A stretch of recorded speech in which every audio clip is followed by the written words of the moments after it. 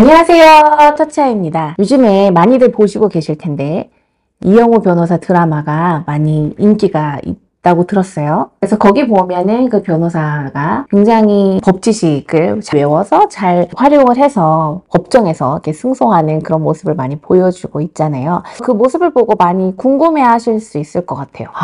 자폐인들은 다 기억력이 좋은가? 자폐인들은 연기하는 거가 다 뛰어난가? 라고 궁금하신 분들이 있을 것 같아요. 자폐 스펙트럼 장애라고 얘기하는 거는 그만큼 굉장히 다양한 모습을 보이고 있기 때문에 자폐 스펙트럼 장애라고 얘기를 하는 거거든요.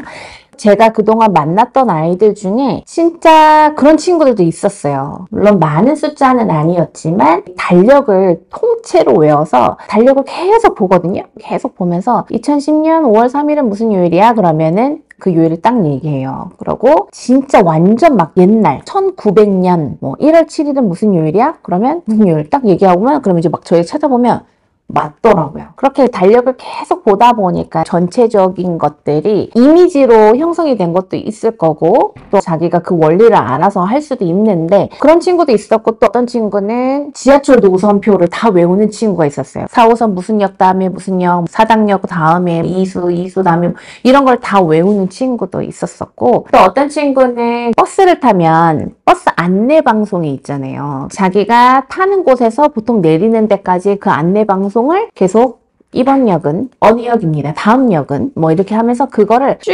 다 외우는 친구들도 있었어요. 그동안 자폐 성향이 있었던 아이들 중에 보면은 그렇게 암기력, 기억력이 좋았던 친구들이 있었는데 대부분 사실 암기랑 기억을 상황에 맞게 잘 꺼내서 사용한다기보다 외운 거를 그냥 통째로 자기가 암기하듯이 말하고 또 기억한 거를 그림으로 그리고 숫자나 글자로 쓰는 경우들이 대부분이었거든요. 근데 이제 우영우 변호사 그 드라마에 보면은 일단은 외운 거를 그 상황에 맞게 잘 꺼내서 변호를 해요. 변론을 하죠. 근데 자폐 성향이 있다라는 거는 상황인지 사람들 안에 어떤 심리적인 것들을 읽어내는 그 능력은 조금 취약한 경우들이 많아요. 물론 자폐 성향이 있다 하더라도 변호사로 잘 일하고 있는 분도 있다고 듣긴 들었지만 대부분의 자폐인들은 어떻게 보면은 알고 있는 거, 기억하고 있는 것들을 지금 이 상황, 사람들의 상황, 이 문제 상황에 연결하는 것들은 상대적으로 원활하지 않는 부분들이 있어요. 상황에 대한 인지, 사람, 이 관계 속에서 일어나는 것들에 대한 이해가 조금 취약한 부분들이 있는 게 자폐성 장애의 특징이거든요. 부모님들 중에 이런 생각을 하실 거예요.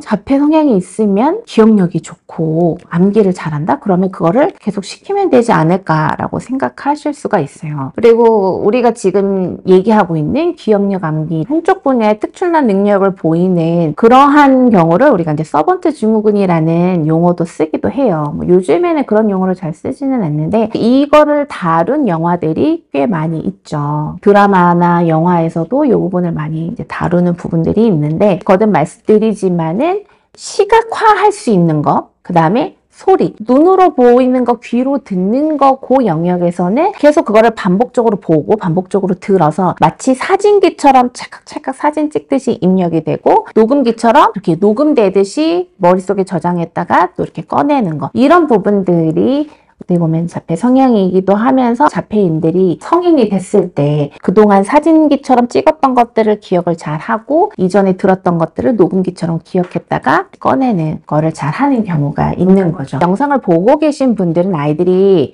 대부분 어리잖아요. 취약전 아동들이고 보통 3세에서 7세 또는 초등학생 정도일 텐데 지금 아이들을 위해서는 단순히 눈으로 보고 암기하고 귀로 듣고 기억하는 거 이상의 것들의 다양한 경험을 해줘야 되는 게 훨씬 더 중요하거든요. 그러니까 자폐 성향이 있다라는 거는 눈으로 보는 거, 귀로 듣는 거는 어떻게 보면 좀 쉬운 거예요. 우리 아이들한테. 쉽지 않은 영역들을 열어주는 게 치료가 되는 거고 이 영역들이 확장이 돼야 사회성이 좋아지면서 더 사회적 기술을 잘 습득하게 되고 그러면서 그 안에서 또 자폐 성향이 소거되기도 하고 조절되는 경우도 충분히 있거든요. 부모님들이 그 드라마를 보면 여러 가지 생각이 드실 수 있지만 늘 말씀드리듯이 드라마는 드라마일 뿐 오해하지 말자. 연기하는 배우분이 참 사랑스럽게 잘 표현해 주셔가지고 참 좋고 그리고 자폐인들 중에 성인이 돼서 결혼도 하고 가정을 이루는 경우는 봤어요, 제가. 충분히 봤고 그런 경우들을 연락받은 적도 많이 있고 그렇거든요. 그래서 지금은 아이가 성인이 되려면 아직 시간이 꽤 많이 있기 때문에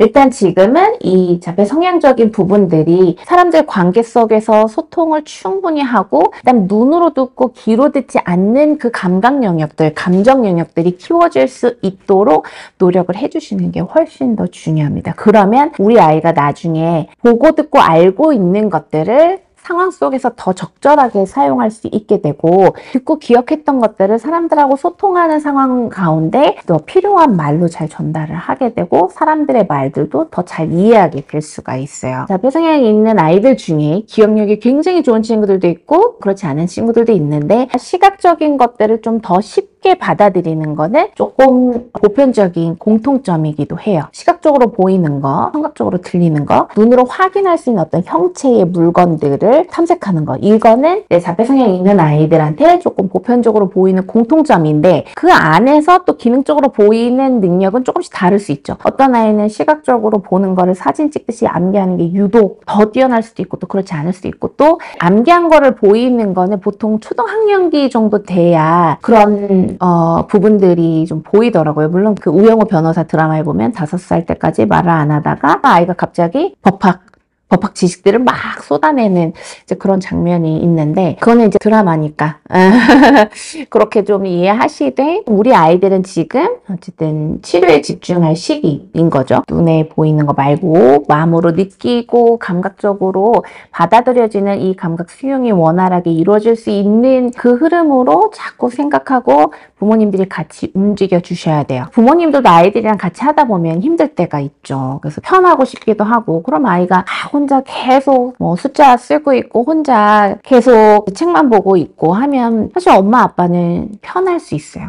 하지만 우리 아이가 이 감각적으로 문을 확장시키고 연결 통합이 원활해지는 흐름을 위해서는 그런 단조로운 시간은 당연히 좀 줄여야 되는 거죠. 사람들하고 어울리면서 소통 능력을 키워야지 사회성이 좋아지고 그 안에서 당연히 언어 발달도 촉진이 되는 거기 때문에 조금 부모님들이 불편하더라도 자꾸 사람들 있는 데서 올려놓고 또 아이랑 보내는 시간은 계속 몸을 부대끼면서 몸으로 느끼는 감각 수용을 늘려주셔야 되시고 또 우리가 몸을 자꾸 쓰면서 느껴지는 그런 감정들을 충분히 느낄 수 있도록 해주시는 게 중요합니다. 우영우 변호사 드라마가 인기가 있다 보니까 여러 가지로 여기저기 들리는 이야기들도 많을 거고 궁금한 것도 많을 거예요. 그래서 제가 그 부분들 중에 충분히 답변 드릴 수 있는 거에 대해서는 답변을 드리도록 하겠습니다. 하지만 우리가 꼭 기억해야 될 거는 드라마는 드라마일 뿐 오해하지 마시고 우리 아이들의 감각 발달, 감정 발달이 건강하게 쑥쑥 올라오면서 소통 능력이 키워질 수 있도록 오늘도 몸놀이, 스킨십, 마사지 아낌없이 해주시기를